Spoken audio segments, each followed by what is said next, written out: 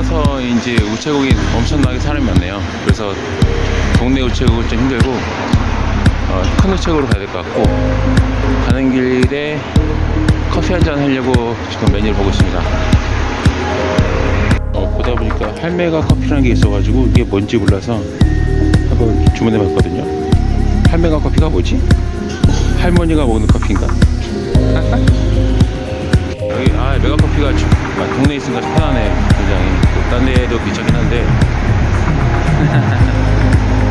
할매가 커피를 한번 먹어보도록 하겠습니다. 오늘 날씨 그냥 포근하고 좋네. 춥지도 않고. 한동안 춥더니 어제 눈 내리고 오늘은 서늘하네. 봄 날씨 같다. 초보 같습니다. 날씨가. 이런 날씨 너무 좋아. 네, 할매가 커피가 나왔습니다. 이렇게 초콜릿 서비스 주는 것 같은데,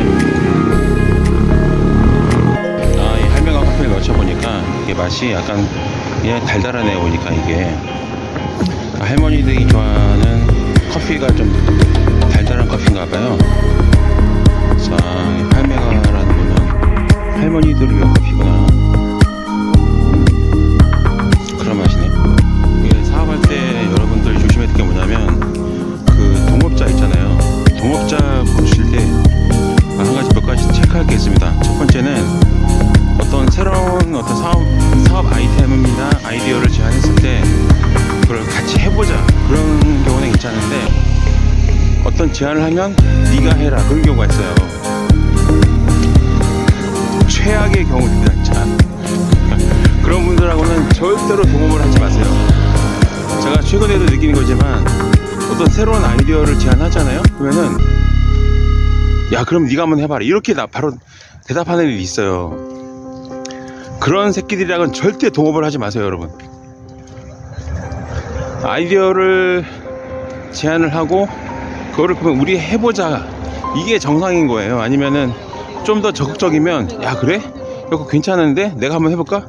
이게 그런 사람이 동업자로서 맞고, 어떤 새로운 아이템을 제안했을 때 와 괜찮다 그러면서 네가 한번 해봐라, 그렇게 대답하는 사람은 바로 손절해야 됩니다. 왜 그러냐면, 일은 여러분들이 하고 그 새끼는 일을 안 하고 그냥 돈만 챙기는 거예요. 동업이라는 거는 같이 일하는 거지, 명의만 올리는 게 동업이 아닙니다. 그래서 이 동업을 하기 위해서 조건은 서로 막 노력을 하고, 그리고 그 센스가 있어야 돼요. 그러니까 같이 일을 하기 때문에 내가 어떤 정도 맡아야 이게 합리적인 업무의 분담이다, 이런 감각이 있어야 돼요. 그리고 그거를 당연히 여겨야 되고 몸에 그게 배어 있어야 됩니다.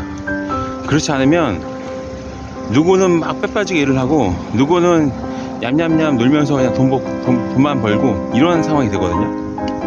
그래서 센스가 좀 넘치는 사람들, 좀 합리적인 사고를 할 수 있는 사람들이 동업을 할 수 있는 조건이 되고, 그 생각을 못하는 사람, 그러니까 상대방에 대해 배려도 못하고 또 내가 해야 될 일이 어떤 일인지를 분간을 못하는 사람들은, 그런 사람하고 동업하면 안 돼요. 그 사람들은 그냥 혼자 일을 해야 돼요, 혼자. 여러분들이 일을 하다 보면은 어쩔 수 없이 협업을 하고 또 그럴 때가 올 수밖에 없어요. 또 어떤 사람과 파트너십을 맺어서 일을 하는가, 그 결정을 할 때 근거가 아마 오늘 제가 드리는 말씀이 크게 도움이 될 것 같습니다. 항상 보세요. 아이디어를 내서 제안을 했을 때 누가 놀고 먹는지, 누가 그냥 손가락 빨고 있는지, 가만히 그냥 팔짱 끼고 의자에 그냥 기대에 앉아서 쳐다보고 있는지, 그 새끼는 무조건 아웃입니다, 여러분. 그리고 또 이게 있어요. 상대방의 어떤 파트너가 아이디어를 제안했는데 그거를 검토하는 단계에서 의견 충돌이 있어요.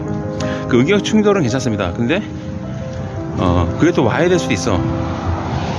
그때 동업의 관계는 합의가 되지 않으면 그냥 안 하는 걸로. 근데 상대방이 아이디어를 던졌어. 나는 아무리 봐도 그게 타당성이 맞지 않는다 생각이 된다 이거예요. 그때가 이제 동업을 계속 유지할 것인가 말 것인가에 대한 기로점이 된다고 보시면 돼요. 그러니까 동업은 영원하지 않습니다, 여러분. 동업이라는 거는 한시적인 거예요. 영원할 수가 없습니다. 그래서 같이 콜라보를 이루어서 일을 하다가도 뭔가 아이디어가 이제 새로운 사업 아이템이 나왔을 때 이거를 이제 할 수 있는가 없는가, 이게 수지 타산이 맞는지 안 맞는지 이런 검토 단계에서 분명히 도태되는 동업자는 있기 마련입니다. 그래서 파트너는 영원하지가 않다. 사업의 규모가 커지고 아이템이 많아지면 어떤 파트너는 능력의 한계에 이제 부딪힐 수가 있어요. 그때 이제 그게 어떤 신호냐면 이 파트너십을 계속 유지할 것인가 말 것인가에 대한 어떤 판단의 기로가 될 수도 있고, 또 하나는 그거를 극복을 해서 사업의 규모를 더 확장할 수 있는 그런 이제 자기 개발 또는 자기 성장의 그 계기가 되는데, 파트너가 그거를 받아들이고 자기의 어떤 성장의 기회를 여기면서 받아들이면 같이 계속 더 가는 거고, 그거를 이제 거부하면은 거기서 이제 빠이빠이가 되는 겁니다. 그래서 동업이나 파트너십은 언제든지 빠이빠이 할 수 있다. 언제든지 깨질 수 있다. 스쳐 지나가는 인연일 수도 있다. 항상 그걸 염두에 두시고 가야 됩니다. 그래서 항상 동업을 할 때 너무 융합을 하지 마세요.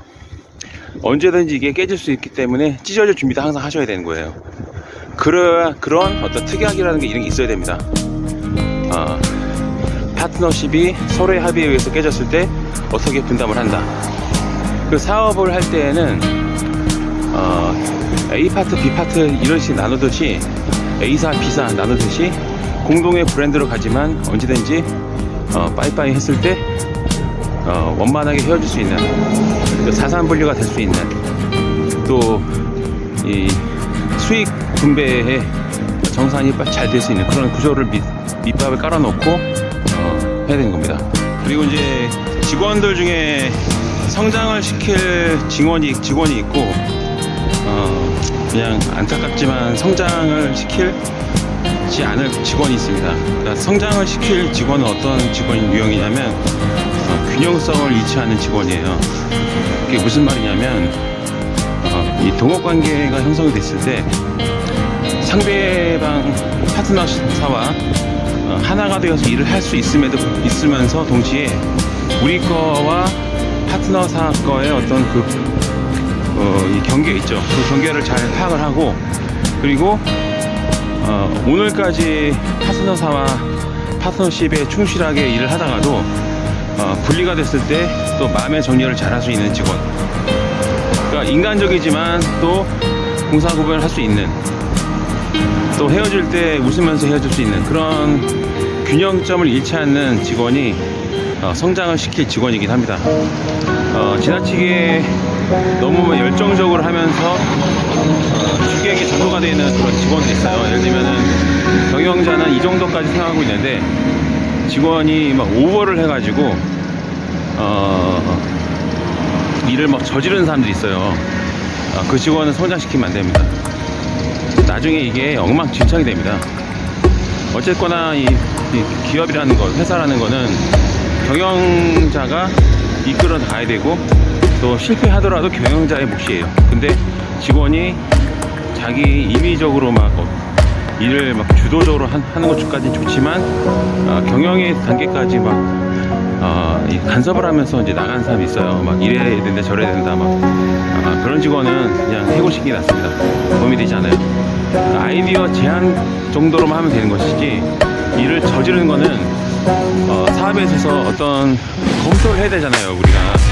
근데 검토하고 이거저거 따질 게 많은데 막 질러버리는 직원들은 그냥 함께할 수 없어요. 왜냐면 감정적이고, 또 그런 사람들이 이제 뭐 아니면 도예요.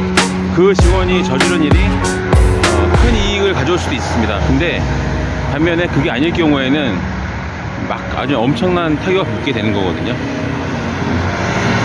사업의 주체는 사장입니다, 여러분. CEO가 하는 것이지 말단 직원이 하는 건 아닙니다.